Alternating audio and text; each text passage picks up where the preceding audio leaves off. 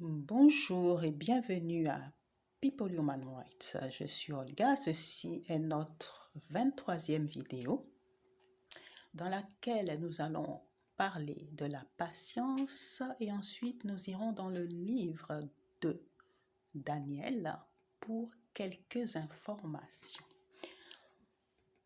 Donc, oui, lorsqu'on demande quelque chose à l'Éternel, il faut être patient. Parce que l'Éternel doit préparer le chemin pour que cette chose arrive à vous. Et il doit préparer donc, je sais pas, les personnes, les événements, les endroits, enfin bon, il doit préparer le chemin pour que cette chose arrive. Ensuite, il doit vous préparer vous-même à recevoir cette chose. C'est bien beau de demander, bon, est-ce que vous en avez la capacité? Est-ce que... Bon, tout ça là, si Dieu veut vous le donner, il va vous le donner, mais il faut qu'il vous prépare. Donc, il faut être patient. Maintenant,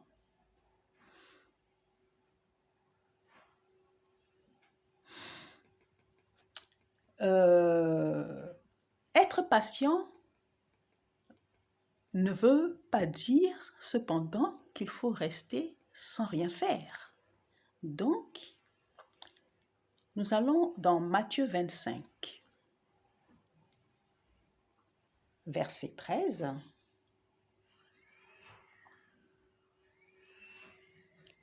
Veillez donc, car vous ne savez ni le jour ni l'heure.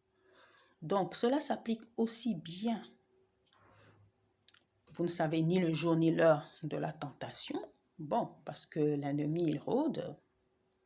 Mais vous ne savez ni le jour ni l'heure de quand Dieu viendra, ni quand Dieu vous remettra ce que vous avez demandé. Donc, vous devez veiller et être prêt à le reconnaître, être prêt à recevoir, être prêt à reconnaître Dieu. Voilà. Donc, Matthieu 25, verset 13, c'est bien ça, hein? Je l'ai déjà lu, je le relis. Veillez donc, puisque vous ne savez ni le jour ni l'heure. Ensuite, maintenant, nous allons dans Ésaïe 40. Ésaïe 40, versets 3 à 5. OK? Vous pouvez aussi lire Marc 1, verset 23 et Luc 3, verset 4. Voilà. Donc, allons dans Ésaïe 40, versets 3 à 5. Une voix crie dans le désert. Préparez le chemin de l'Éternel, aplanissez dans les lieux arides une route pour notre Dieu. Que toute vallée soit exaucée, que toute montagne et toute colline soient abaissées, que les coteaux se changent en plaine et les défilés étroits en vallons. Alors la gloire de l'Éternel sera révélée et au même instant, toute chair le verra. Car la bouche de l'Éternel a parlé. Voilà. Donc, maintenant, le problème, c'est préparer la venue du Seigneur. Comment prépare-t-on la venue du Seigneur? Comment se prépare-t-on à rencontrer Dieu? Bon, bref, il y a quelque chose à faire. Alors, il y a déjà, selon la foi, bien sûr, on se prépare, on prie, on fait des actions de grâce, on chante des cantiques, des louanges, on fait des dîmes, voilà. On se prépare déjà avec notre foi. Mais ensuite, on se prépare aussi selon la parole de l'Éternel. Pratiquer la justice, le pardon. Pardon à son frère humain, bien sûr. Hein? On ne va pas pardonner à un démon. Voilà. Parce que la plupart des êtres humains, il y en a beaucoup qui sont sous l'influence. Ils ne sont pas incarnés ni animés par des esprits démoniaques, mais voilà, l'ambiance, la famille, l'endroit, voilà, ils sont sous influence. Donc, ils peuvent faire des erreurs. Donc, bon, maintenant, il faut savoir à qui on a affaire. Et donc, Dieu dit, il faut pardonner. Ensuite,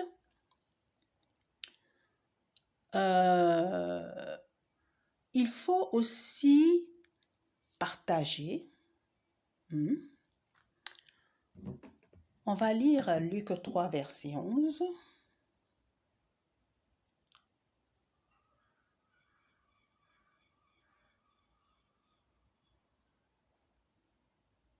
Luc 3. Luc 3.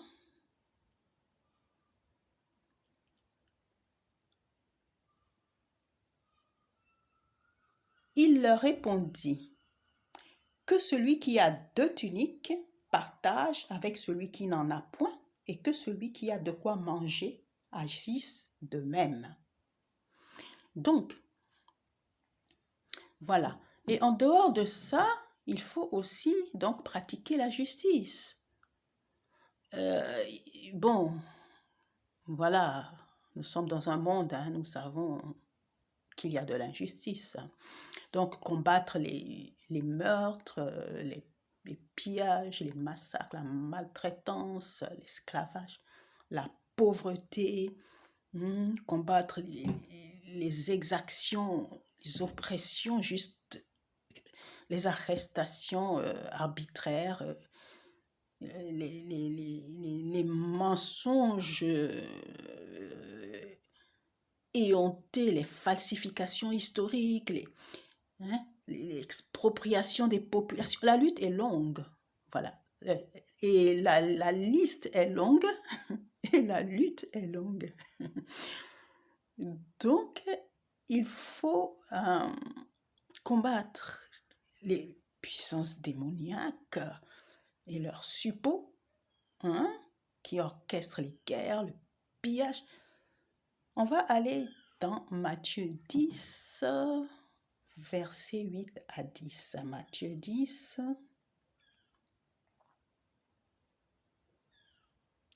Versets 8 à 10. Guérissez les malades, ressuscitez les morts, purifiez les lépreux, chassez les démons. Vous avez reçu gratuitement, donnez gratuitement.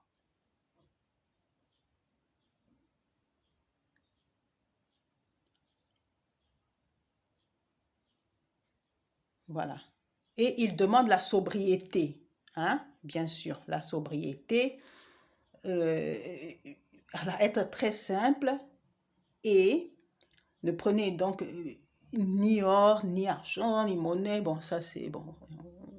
Ouais, ça c'est une autre affaire. Bon, on va aller directement au verset 11.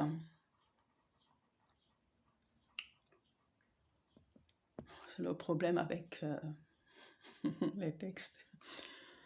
Au verset 11, dans quelques villes ou villages que vous entriez, informez-vous s'il s'y trouve quelque homme digne de vous recevoir, et demeurez chez lui jusqu'à ce que vous partiez.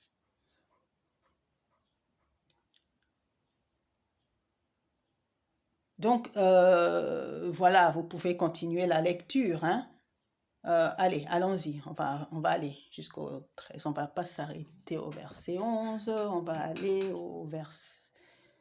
jusqu'au verset 14. Voilà, lorsqu'on ne vous recevra pas et qu'on n'écoutera pas vos paroles, sortez de cette maison ou de cette ville et secouez la poussière de vos pieds. Je vous le dis en vérité, au jour du jugement, le pays de Sodome et de Gomorrhe sera traité moins rigoureusement que cette ville-là. Hmm. Voici, je vous envoie comme des brebis au milieu des loups. Soyez donc prudents comme les serpents et simples comme les colombes. Et oui, travailler pour l'Éternel, ce n'est pas facile. Ensuite, voilà. Ensuite, parce que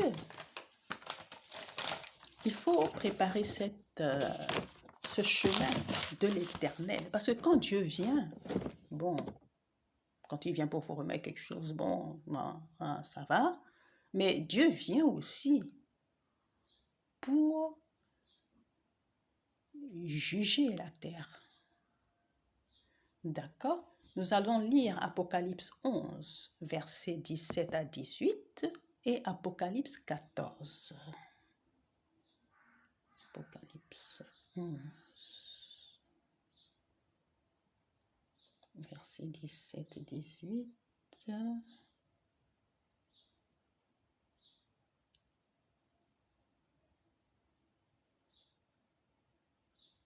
Voilà. Bon, les versets 16 à 18. Bon, voilà. Et les 24 représentants du peuple de Dieu qui siègent devant Dieu sur leur trône, c'est ce qu'on appelle les 24 vieillards, se prosternèrent la face contre terre et adorèrent Dieu en disant: Éternel Dieu Tout-Puissant, qui est et qui était, nous te disons notre reconnaissance, car tu as mis en œuvre ton immense puissance pour établir ton règne. Les autres peuples s'étaient soulevés dans leur fureur, mais ta colère est arrivée.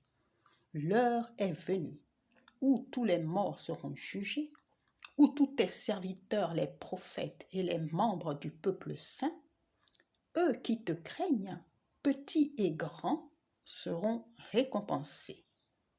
C'est aussi le moment où ceux qui détruisent la terre seront détruits.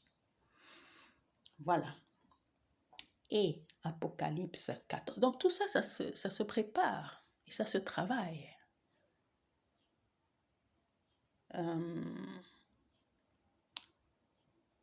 Oui. Est-ce que c'était ça?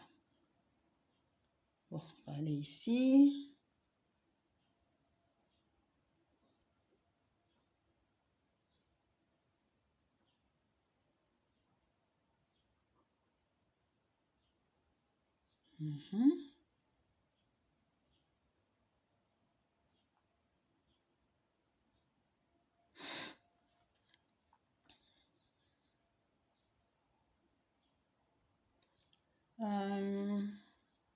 Attendez. Un truc ici.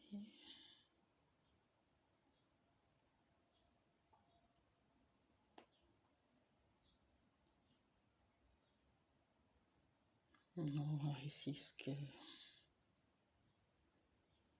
D'accord. Ok. Bon. Ce qu'on va faire... Vous lirez l'Apocalypse 14. Enfin, je reviendrai dessus plus tard. Parce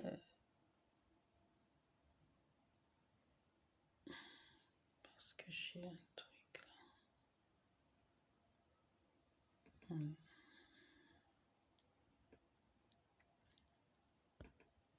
là.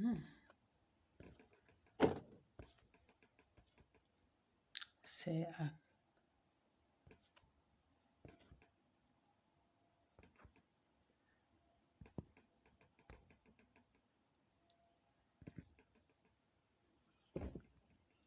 Ok. Attendez.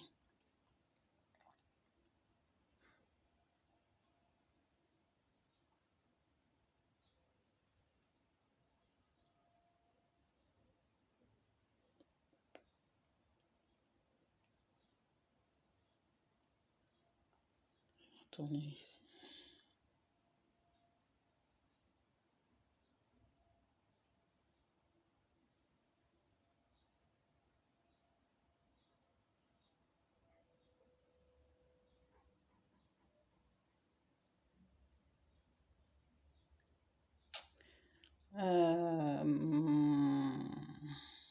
Parfaitement.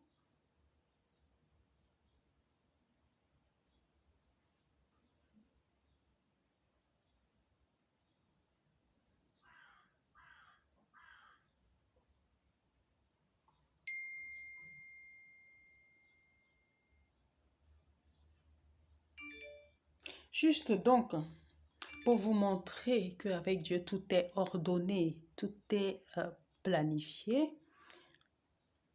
Donc, je vais lire Apocalypse 14. Vous le lirez en entier, hein, mais je vais lire...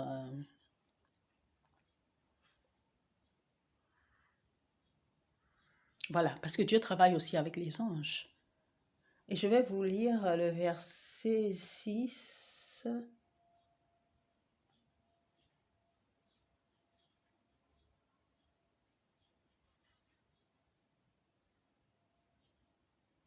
Bref.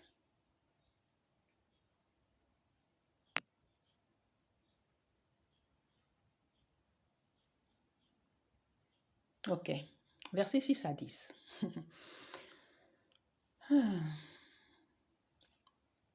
Alors, je vis un autre ange qui volait par le milieu du ciel, ayant un évangile éternel, pour l'annoncer aux habitants de la terre, à toute nation, à toute tribu, à toute langue et à tout peuple.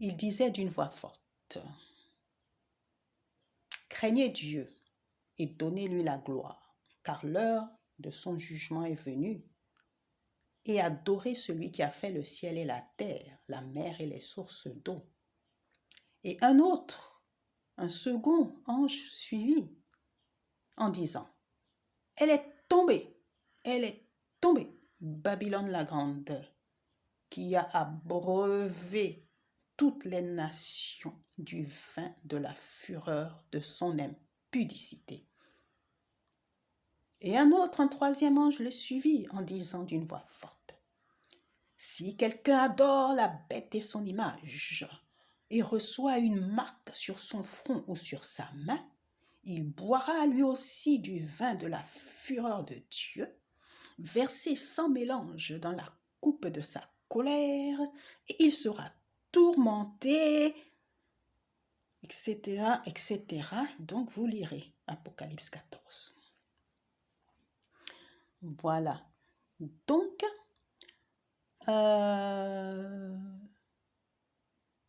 oui. Et aussi, il faut aussi, quand on attend quelque chose de la part de l'Éternel, il faut aussi travailler soi-même à cette chose-là.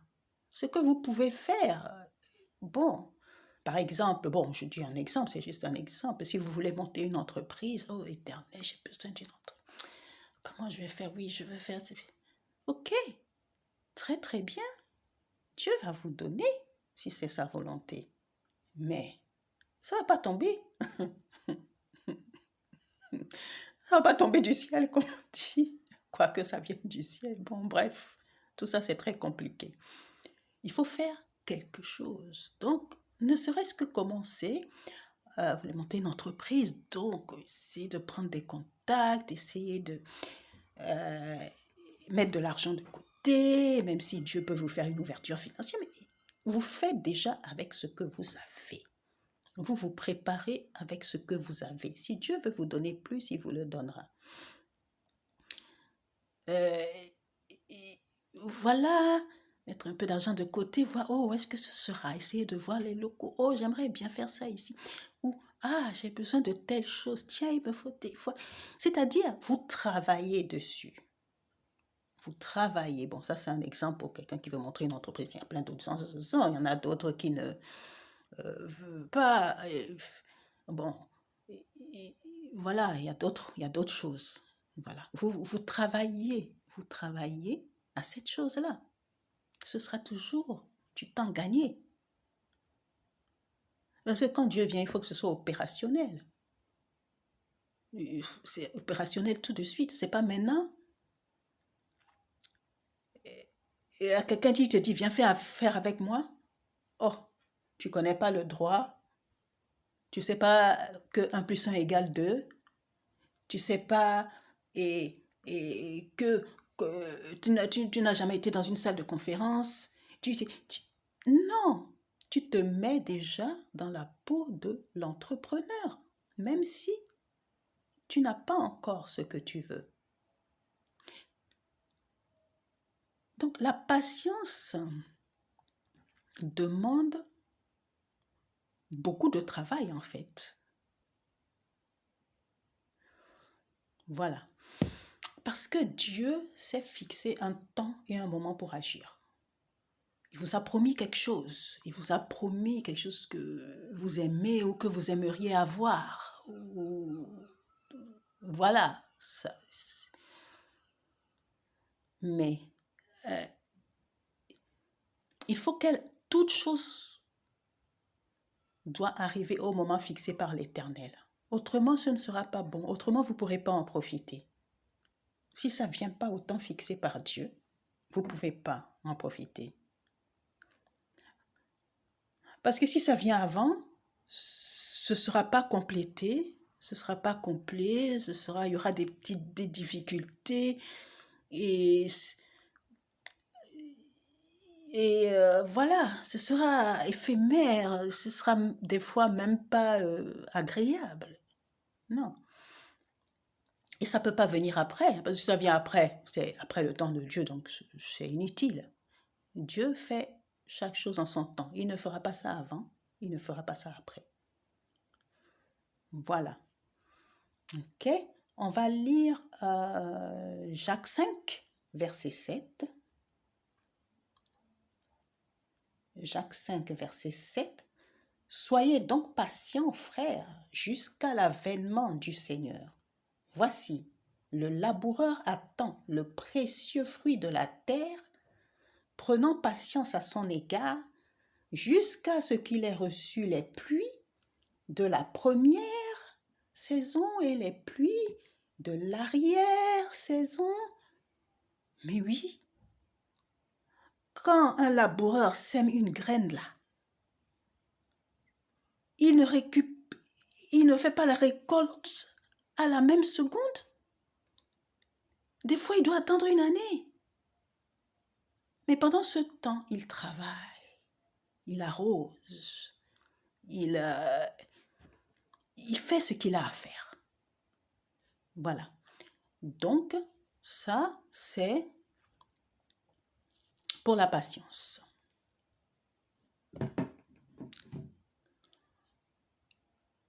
Ensuite, maintenant, nous allons passer au livre de Daniel. Daniel 12.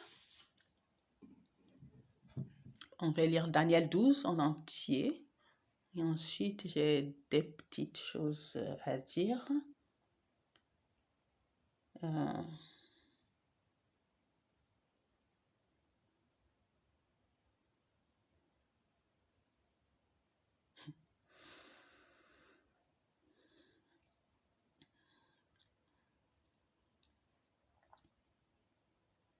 Bon, Daniel 12, hein, ce sont les visions prophétiques de Daniel concernant voilà, le peuple de l'Éternel et la fin des temps. Voilà, lisons juste. On lit, comprend, et voilà. En ce temps-là, se lèvera... Attends.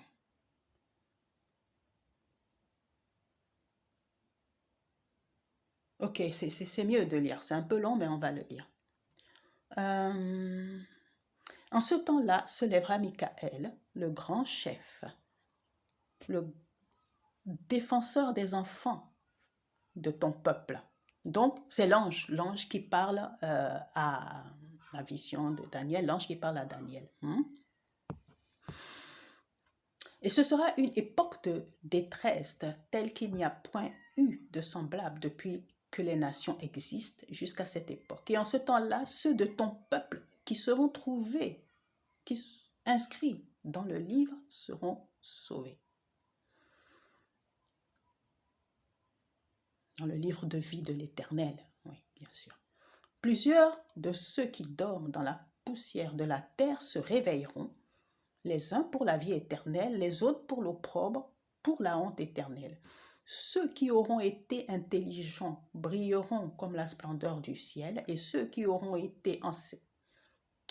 enseigné la justice à la multitude brilleront comme les étoiles, à toujours et à perpétuité.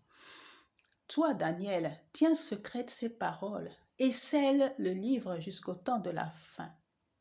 Plusieurs alors le liront et la connaissance augmentera. Et moi, Daniel, je regardais et voici 2 autres hommes se tenaient debout, l'un en deçà du fleuve, en deçà du bord du fleuve et l'autre au-delà du bord du fleuve. L'un dit à l'autre vêtu de lin qui se tenait au-dessus des eaux du fleuve. Quand sera la fin de ces prodiges? Et j'entendis l'homme vêtu de lin qui se tenait au-dessus des eaux. Lui, c'est celui, l'ange qui parle à Daniel, qui se tenait au-dessus des eaux. Lui se tenait au-dessus des eaux. Donc, il y avait 3 anges là. Et il leva vers les cieux sa main droite et sa main gauche, et il jura par celui qui vit éternellement que ce sera dans un temps, des temps et la moitié d'un temps. Et que toutes ces choses finiront quand la force du peuple saint sera entièrement brisée. J'entendis, mais je ne compris pas. Et je dis, mon Seigneur, quelle sera l'issue de ces choses? Il répondit, va, Daniel, car ces paroles seront tenues secrètes et scellées jusqu'au temps de la fin. L'ange ne lui a pas répondu. Les anges ne vous disent pas tout. Ils vous disent ce que vous devez savoir. Voilà. Donc, plusieurs seront purifiés, blanchis, épurés. Les méchants feront le mal, et aucun des méchants ne comprendra, mais ceux qui auront de l'intelligence comprendront. Depuis le temps où cessera le sacrifice perpétuel et où sera dressée l'abomination du dévastateur, il y aura 1290 jours. Heureux celui qui attendra et qui arrivera jusqu'à 1335 jours.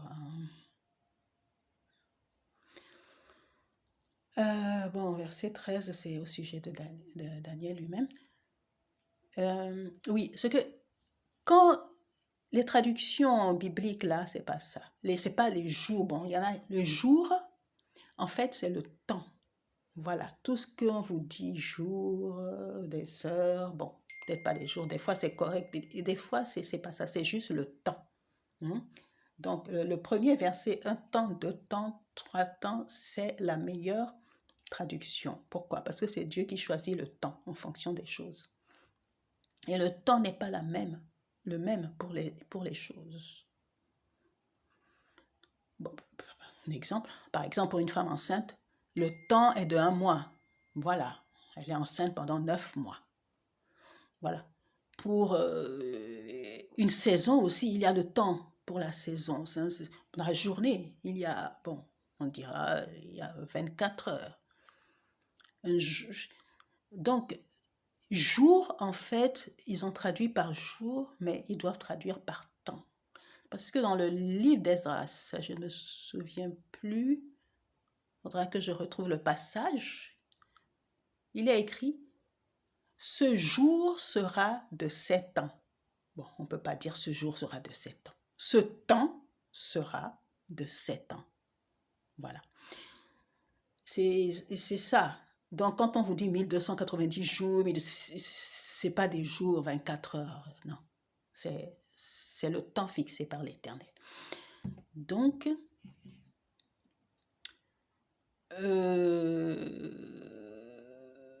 je vais revenir sur le verset 7, la fin du verset 7.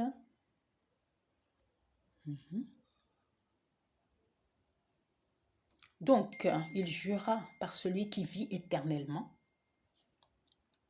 que ce sera dans un temps, des temps et la moitié d'un temps.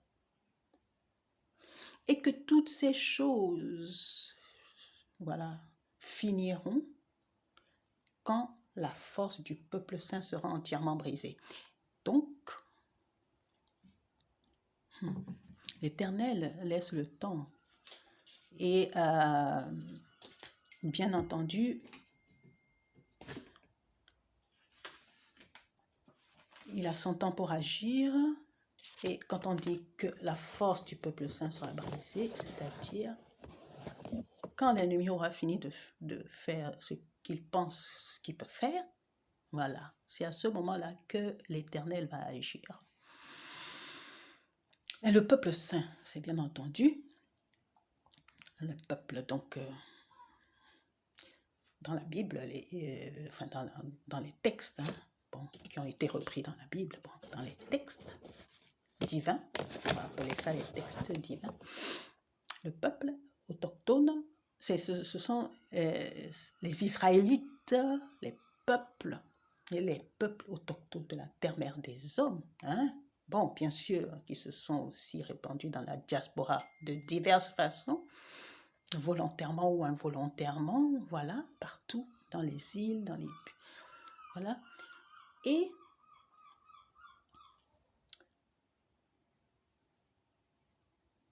donc, cette terre-mère des hommes, sur laquelle l'ennemi s'acharne, qui a été tellement envahi, tellement détruit, les peuples ont été tellement maltraités, et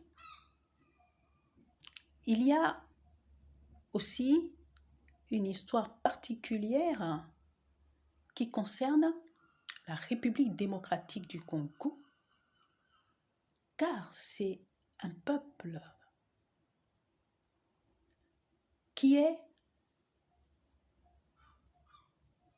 tellement sur lequel l'ennemi s'acharne. D'accord? Et bon, mais on voit bien que nous sommes à la fin des temps. Pourquoi? Parce que les peuples se réveillent. Les peuples se réveillent pour cela.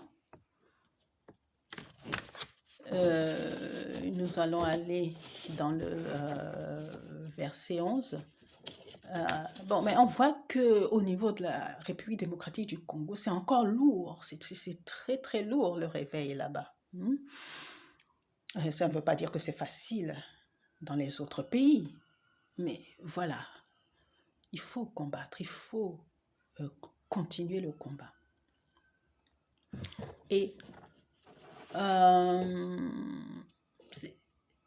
c'est un peuple démocratique, République démocratique du Congo, puisque c'est de là que beaucoup de choses partent. Et c'est là la terre initiale des Israélites. C'est même du peuple de Dieu, c'est là, cet endroit-là, à l'est, que l'Éternel a placé le premier homme qu'il a créé. Enfin bon, c'est dans toute cette région qui est le sanctuaire de l'Éternel et que l'ennemi veut s'en accaparer et étouffer ce peuple. Et voilà. Donc, et s'accaparer de cette terre du sanctuaire de l'Éternel, mais tu ne peux pas t'accaparer du sanctuaire de l'Éternel. Mais bon, ça, ce sont leurs pensées. Si on va aller dans... on va lire Exode 13. verset Exode 13.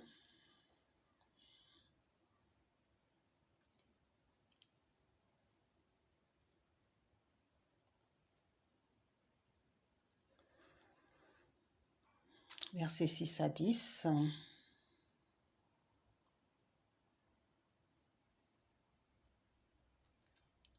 Attends, le verset 4 dit, ça c'est lorsque, Exode 13, c'est quand l'Éternel a délivré le peuple de Dieu qui était maintenu en esclavage en Égypte. Donc il leur a fait des recommandations et il leur a dit comment remercier l'Éternel de génération en génération. Et c'est ce qui s'appelle ce sacrifice perpétuel. Bon, sacrifice, c'est le mot employé, mais c'est cette alliance perpétuelle, cette offrande perpétuelle, voilà, ce sacrifice perpétuel, parce que quand Dieu exige un remerciement de la part de son peuple, et ce n'est pas un remerciement de 2 jours, un remerciement permanent. Il doit enseigner ça à ses enfants. Ses enfants doivent faire la même chose. Ils n'étaient pas là quand ça s'est passé, mais ils doivent faire la même chose. Et donc le verset 4, il y a un moment où on fait cela. Vous sortez aujourd'hui dans le mois des épis. Hein, les épis, épis de blé, épis, voilà. Et les épis, dans le mois des épis. Donc, le mois des épis, bien sûr, dans le calendrier biblique israélite d'origine, dans les textes originaux. Hein? Je ne sais plus à quel mois ça correspond. Bon, on n'a pas le temps de... dans le temps des épis. Oui. Et je vais vous lire, parce que c'est très important, il y a des choses qu'il faut faire, qu'il faut refaire maintenant.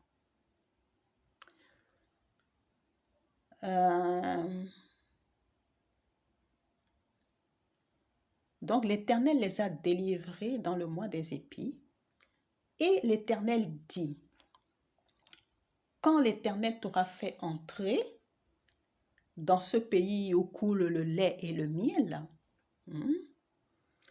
tu rendras ce culte à l'Éternel dans ce même mois.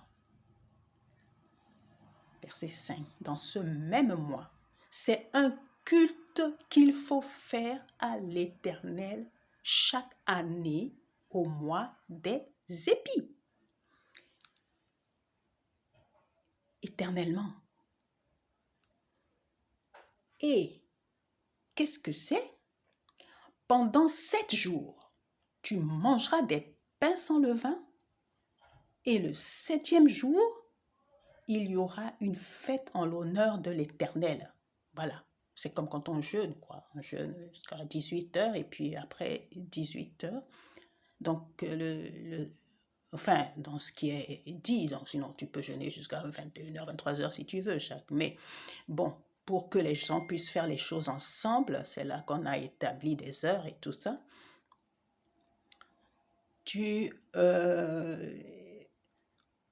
Voilà, à la fin du 7e jour, donc le 7e jour, il y a une fête en l'honneur de l'Éternel. Donc, on mangera des pains sans levain, sans levure, pas des pains montés, c'est juste l'eau, la farine. Tu mets au four ou bien tu fais ce que tu as avec, tu manges. Il y a pas, on met pas la levure, on fait pas gâteau, on fait pas quoi, tout ce qu'on veut là. Le pain de la hâte. Ok. Et on mangera des pains sans levain pendant les 7 jours. On ne verra point chez toi de pain levé. On ne verra point chez toi de levain dans toute l'étendue de ton territoire. Tu diras alors à ton fils, c'est en mémoire de ce que l'Éternel a fait pour moi lorsque je suis sorti d'Égypte. Ce sera pour toi comme verset 9 est très important.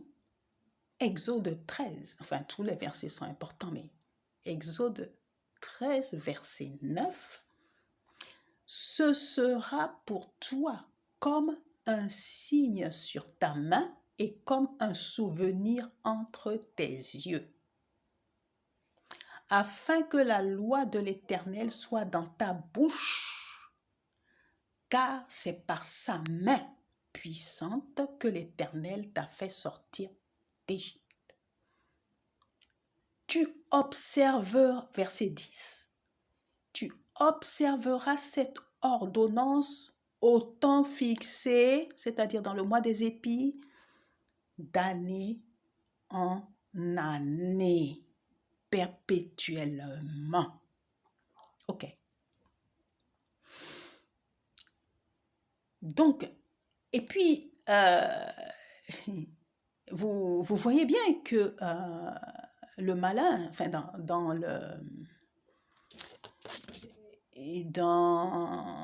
comment on appelle ça,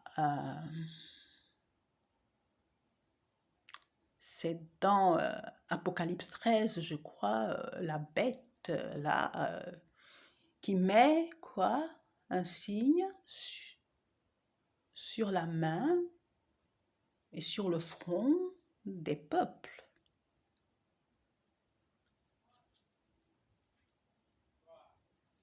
Donc, ce sacrifice perpétuel, c'est ça le sacrifice perpétuel. Et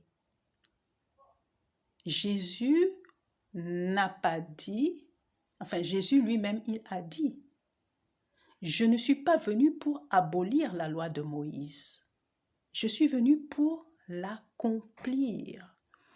C'est-à-dire que en tout cas, ce que Dieu a dit là, ça doit demeurer, ça demeure. Ensuite, il faut également savoir que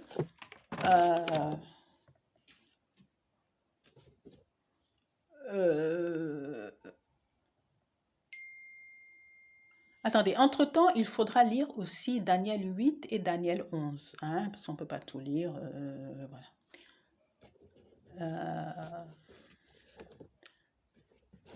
Voilà. Et c'est vrai qu'il y avait aussi des prières et des offrandes à la 3e heure et à la 9e heure, toujours du calendrier israélite, hein. Mais qu'est-ce qui s'est passé? Quand Jésus dit qu'il est venu pour accomplir la loi de Moïse, c'est que les animaux qu'on offrait il a remplacé ces animaux-là, parce qu'il était l'agneau de Dieu. Donc, maintenant, on ne sacrifie plus les animaux dans la loi juive, enfin, chez les chrétiens, parce que c'est eux qui suivent Jésus. Jésus est venu remplacer cela. Mais, remplacer les animaux. Mais, les prières et les autres offrandes demeurent. Donc, chaque jour. Mais ça, c'est les prêtres qui le font, hein, les Lévites, ceux qui sont consacrés à la maison de Dieu.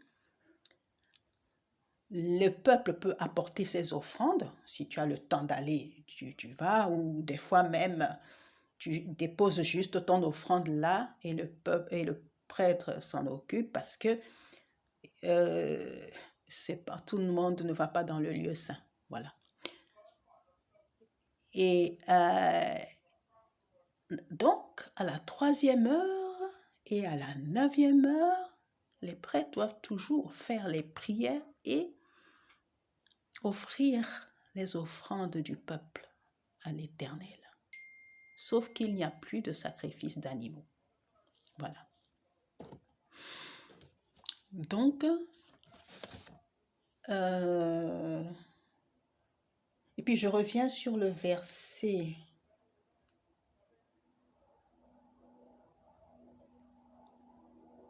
10 de... C'était dans quel... C'était dans le livre de Daniel.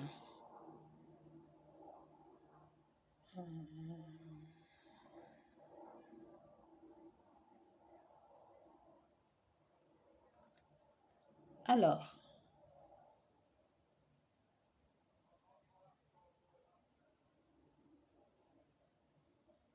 donc voilà, verset 11, Daniel 12, verset 11, depuis le temps où ce sera le sacrifice perpétuel, bon, parce que il y a des rois là qui ont fait, qui ont perturbé toutes ces choses-là, on va dire. Et où sera dressée l'abomination du dévastateur, c'est-à-dire jusqu'au temps de la fin. Et on voit que l'abomination du dévastateur est partout dans le monde aujourd'hui. Avec les impudicités, les carnages, les oppressions. Bon, on ne va pas répéter, tout le monde sait ce qui se passe. Et voilà, c'est ça l'abomination du dévastateur. Donc, jusqu'à la fin, donc c'est Dieu qui connaît quand est-ce qu'il va agir. Donc, il doit rester encore quelques temps. Donc, ce qui est écrit depuis le verset 11, depuis le temps où ce sera le sacrifice perpétuel et où sera dressée l'abomination du dévastateur, il y aura 1290 jours, 1280, bref, 1290 ans.